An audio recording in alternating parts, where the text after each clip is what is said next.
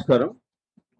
ఈనాటి సమావేశానికి ముఖ్య అతిథులుగా హాజరైనటువంటి BC political front chairman Balagoni Balaraju Goud గారికి, అదేవిధంగా వేదికపై ఆశీలైనటువంటి కార్యక్రమానికి అధ్యక్షత వహిస్తున్నటువంటి దుర్గా గౌడ్ గారికి, ఎర్రమాద వెంకన్న గారికి, జల్లా నరేందర్ గారికి, అదేవిధంగా మనోహర్ గారికి, కొండలగౌడ్ గారికి, మరి ఐలి వెంకన్నగౌడ్ గారికి, నగేష్ గారికి, ఇతర పెద్దలు ఉన్నారు, మా లింగేష్ గౌడ్, శ్రీకాంత్, ఇంకా చాలా మంది ఉన్నారు, నాగభూషణం గారికి, మన చాలా మంది ఉన్నారు. అందరి పెద్దలందరికీ కూడా నమస్కారాలు. ముఖ్యంగా ఈరోజు సమావేశం యొక్క ఉద్దేశం ఏంటంటే, జనగణనలో కులగణన, ఈ కులగణనపై కేంద్ర ప్రభుత్వం వహిస్తున్నటువంటి నిర్లక్ష్య ధోరణి వల్ల బీసీలు మరొకసారి మోసపోతున్నారని చెప్పడానికే ఈరోజు సమావేశం ఏర్పాటు చేయడం జరిగింది. భారతదేశంలో స్వాతంత్రం వచ్చినప్పటి నుంచి కూడా కులగణన జరపాలనేటువంటి డిమాండ్ ఉంది. ఎందుకంటే భారతదేశం అంటేనే కులాల సమాహారం. మరి కులాల సమాహారం ఉన్నటువంటి భారతదేశంలో ఏ కులాల లెక్క ఎంత ఉందో తెలియకపోతే అభివృద్ధి సంక్షేమ పథకాలు మనం అర్థవంతంగా అమలు పరచలేమనే ఉద్దేశంతో ఈ కులాల జనగణన జరగాలని చెప్పేసి మొదటి నుంచి కోరుతున్నాం. ఈ దేశానికి వేరే వాడైనప్పటికీ కూడా బ్రిటిష్ వాడు 1821 నుంచి 1931 వరకు ప్రతి 10 సంవత్సరాలకు ఒకసారి ఈ దేశంలో ఉన్నటువంటి అన్ని కులాల లెక్కలు తీయడం జరిగింది. కానీ స్వాతంత్రం వచ్చిన తర్వాత ఈ నల్లదొరలు కులగణన చేయడానికి ఇష్టపడడం లేదు. ఆ రోజు 1951లో కులగణన జరపాలని చెప్పేసి ఫైలు నెహ్రూ గారికి పంపిస్తే, నేను ఎస్సీ ఎస్టీలకు రాజ్యాంగ పరంగా వాళ్ళకు కొన్ని నిబంధనలు ఉన్నాయి కాబట్టి వాళ్ళ జనగణన మాత్రమే, కులగణన మాత్రమే నేను ఒప్పుకుంటాను, కానీ మిగతా వర్గాలకు ఒప్పుకోనని చెప్పడం జరిగింది. మరి ఇప్పుడే విచ్చేస్తున్నటువంటి పెద్దలు గౌరవనీయులు మాజీ డీజీపీ శ్రీ పూర్ణచంద్రరావు ఐపీఎస్ గారిని వేదిక మీదకి రావాల్సిందిగా కోరుతున్నాను.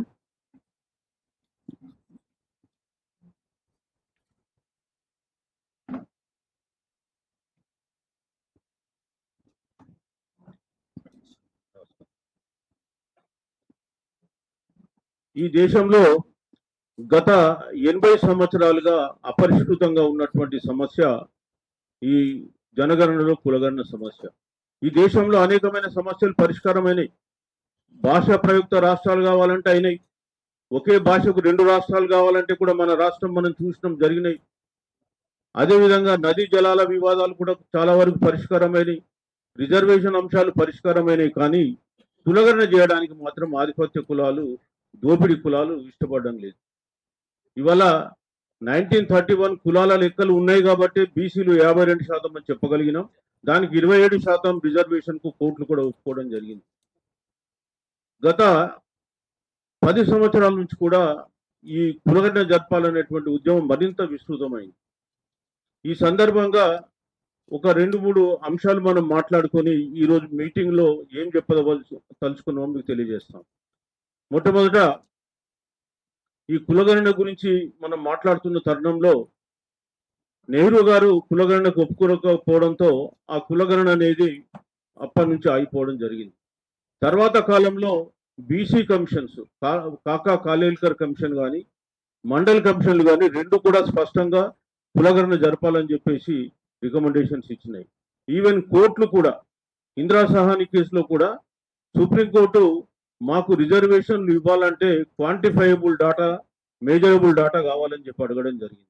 మరి అట్లాంటప్పుడు డాటా రావాలంటే కులగణన జరపాల్సిందే. అనేక సందర్భాల్లో కోర్టులు కూడా కులగణన గురించి మాట్లాడడం జరిగింది. ఈవెన్ తమిళనాడులో హైకోర్టు ఒక కేసులో, Krishnamurthy versus union of India కేసులో గవర్నమెంట్ ఆఫ్ ఇండియాకు మీరు కులగణన చేయాలని చెప్పేసి డైరెక్షన్ ఇచ్చింది. తర్వాత సుప్రీంకోర్టు అది ప్రభుత్వానికి పాలసీ మ్యాటర్ కాబట్టి దాంట్లో మనం ఇంటర్ఫియర్ కావద్దని చెప్పేసి వెలికిపోవడం జరిగింది.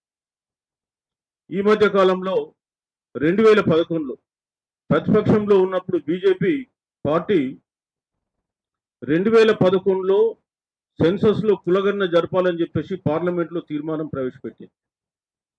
అన్ని పార్టీలు ఏకగ్రీవంగా ఆమోదించినాయి.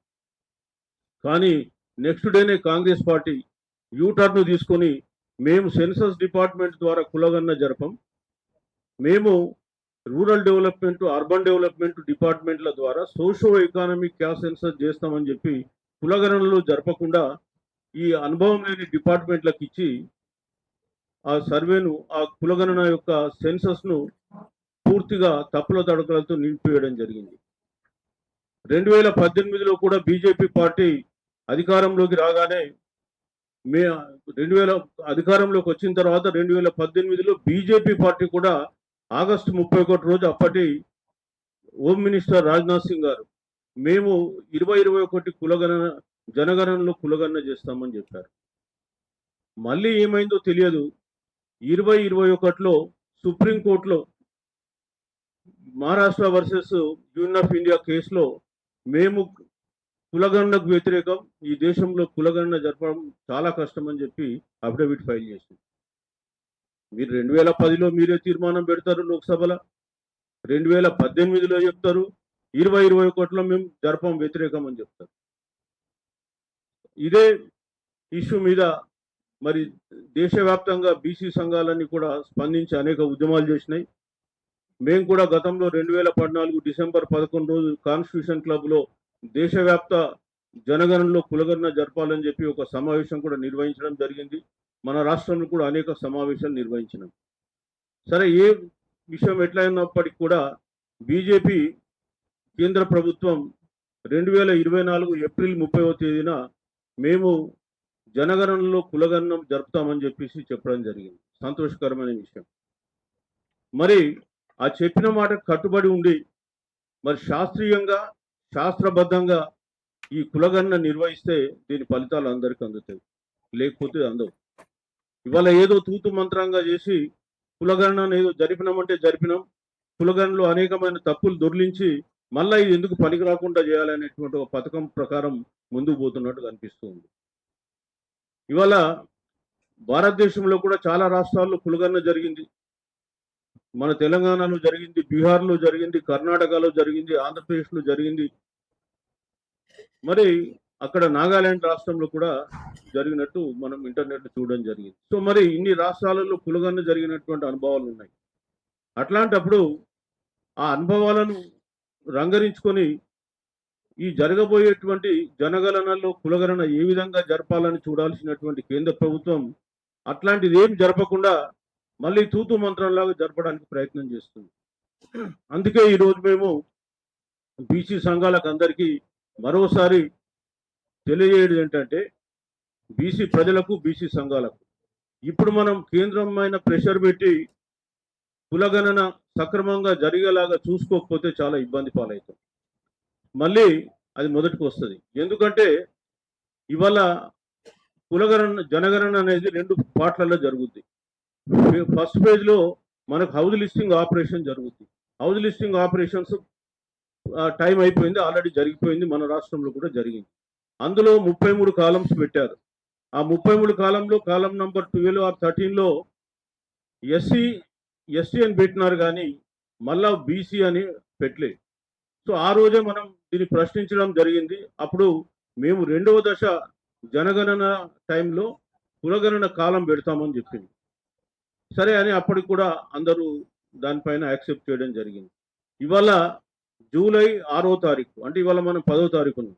జూలై 6 నుంచి 20 వరకు కొన్ని సెలెక్టెడ్ రాష్ట్రాలలో ఏదైతే ఫిబ్రవరి 2020లో కులగణన జరగబోతుందో ఆ ఫార్మేట్ను టెస్టింగ్ చేస్తున్నారు. ప్రీ టెస్టింగ్ ఆపరేషన్ స్టార్ట్ చేశారు.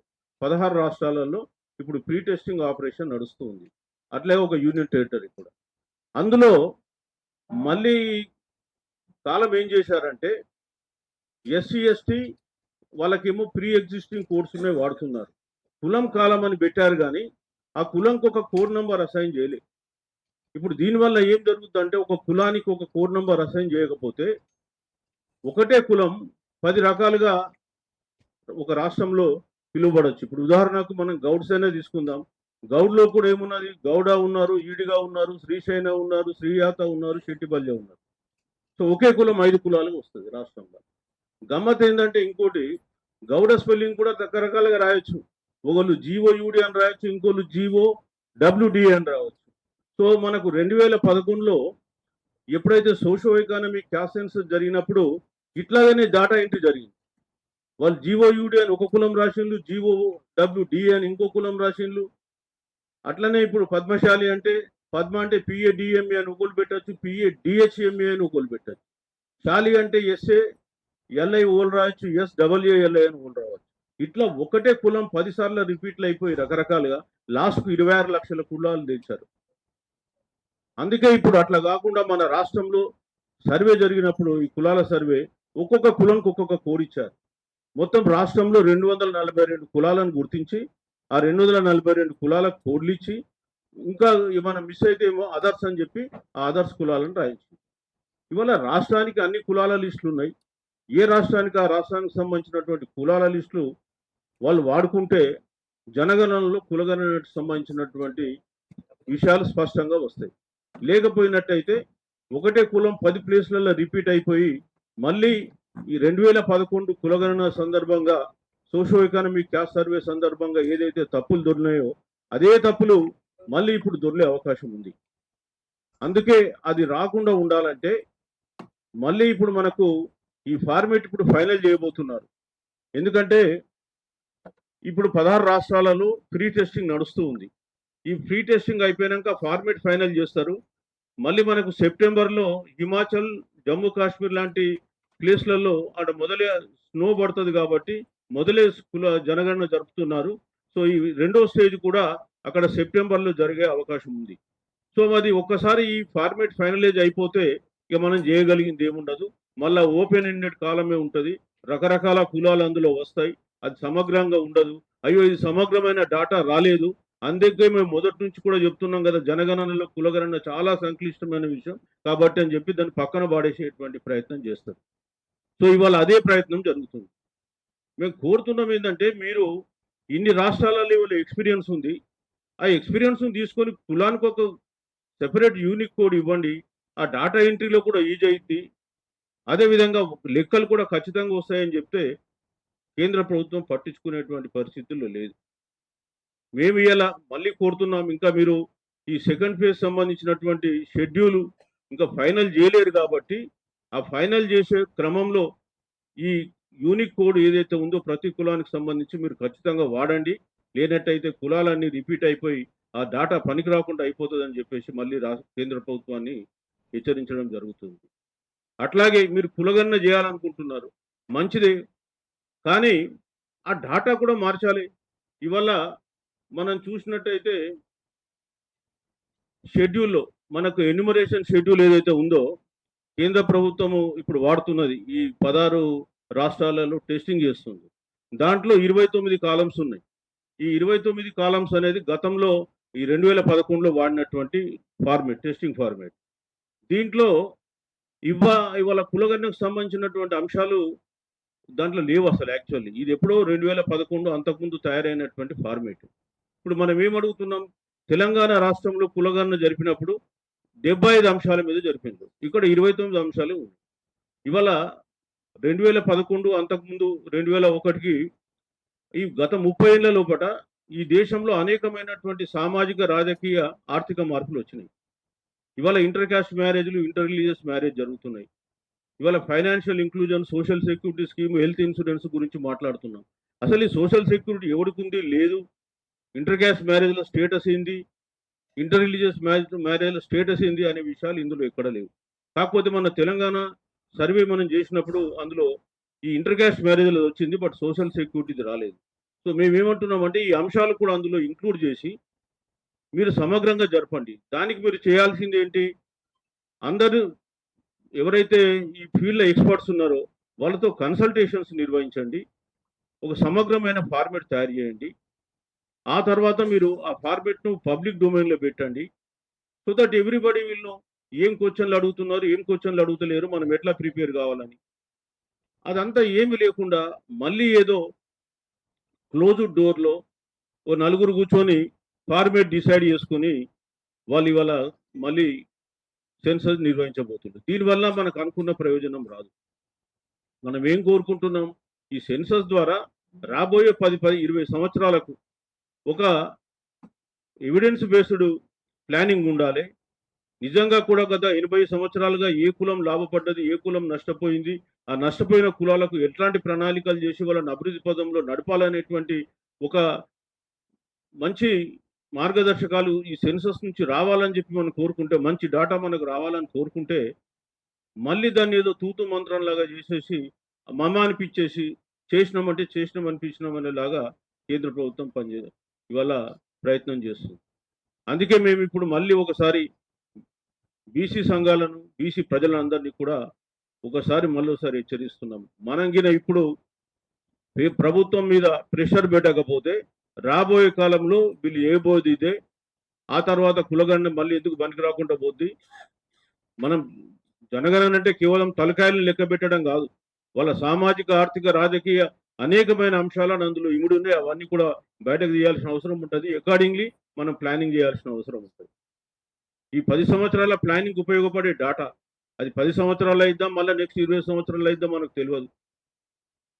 మరి అట్లాంటి డాటా పైన ప్రజలతో చర్చించి దాంట్లో ఎట్లాంటి అంశాలు ఉంచాలి అనేటువంటి విషయాలపైన ఒక సమగ్రమైన నిర్ణయం తీసుకోకుండా వాళ్ళది వాళ్ళు నిర్ణయాలు తీసేసుకొని ఇక మేము కులగణన చేసేసినామని చెప్పాలనుకుంటే మాత్రం అది చాలా శుద్ధ తప్పు అని చెప్పి తెలియజేస్తున్నాం.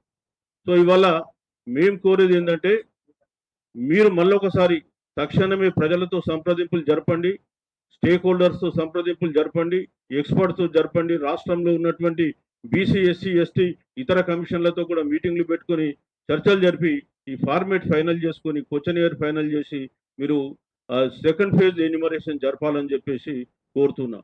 సో దానికి అనుకూలంగా మేము ఇప్పుడు ఇవాళ ఇక్కడ నుంచే ప్రైమ్ మినిస్టర్ గారికి, అదేవిధంగా హోమ్ మినిస్టర్కు, రిజిస్ట్రార్ జనరల్కు వాళ్ళందరికీ కూడా ఉత్తరాలు రాస్తూ ఉన్నాం.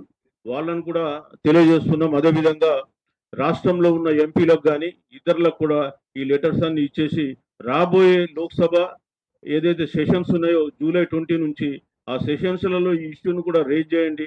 ఖచ్చితంగా మీరు కులాలకు ఒక యూనిక్ కోడ్ నెంబర్ ఇవ్వండి. అదేవిధంగా ఈ 29 క్వశ్చన్లతో ఉన్న క్వశ్చనియర్ను కూడా రివైజ్ చేసి ఇవాళ డేట్స్కు అప్డేటెడ్గా దీన్ని తయారు చేయాలని చెప్పేసి కోరుతూ దాని కొరకే ఈరోజు మేము ఈ సమావేశాన్ని ఏర్పాటు చేయడం జరిగింది. సో మరి మీ ద్వారా ప్రభుత్వాలకు తెలియజేసేది ఏంటంటే, దీనిపైన ప్రభుత్వాలు చిత్తశుద్ధితో పనిచేయండి.